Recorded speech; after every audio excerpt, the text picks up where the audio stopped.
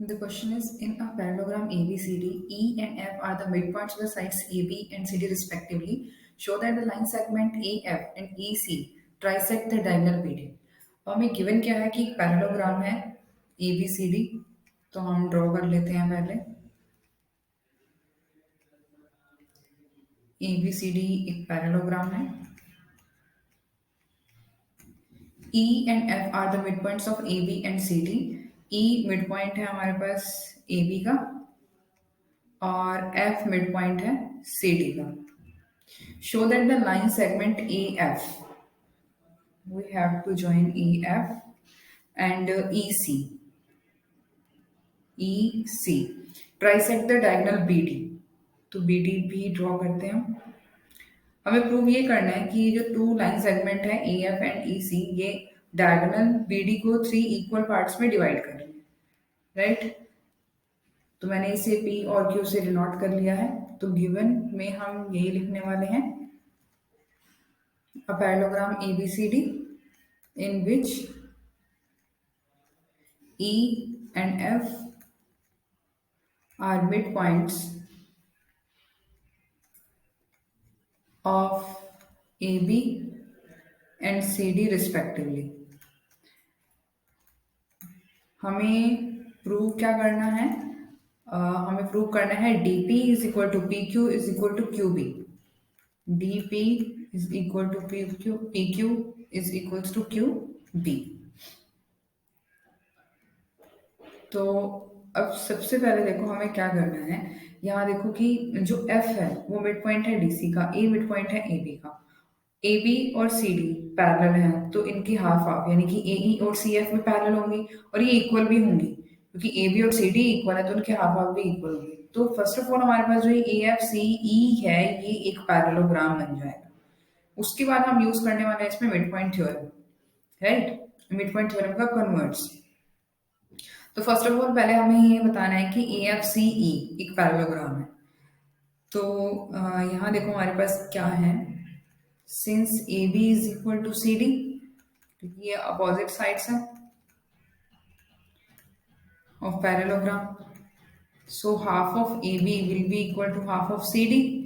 Half of AB AE ले सकते हैं और हाफ ऑफ CD हम CF ले सकते हैं, क्योंकि A और F already mid point given है।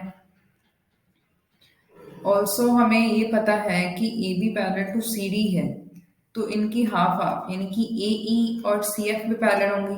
अब हमारे पास क्या आ चुका है कि अपोजिट साइड्स का एक पेयर इक्वल और पैरेलल आ चुका है। तो इसका मतलब क्या हुआ, AFCE इज अ पैरेललोग्राम। इसका पैरेललोग्राम होने का फायदा क्या हुआ कि हमारे पास AF और CE ये दोनों भी पैरेलल आ चुके हैं। तो अब हमें देखो क्या करना है, यहाँ पर हमें अप्लाई करनी है मिड पॉइंट थ्योरम का कन्वर्स, बिकॉज लाइन पैरेलल आ चुकी है।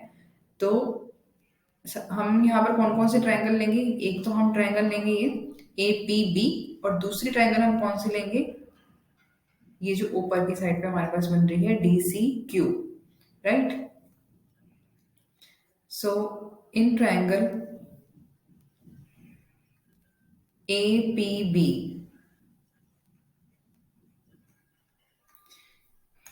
E is midpoint of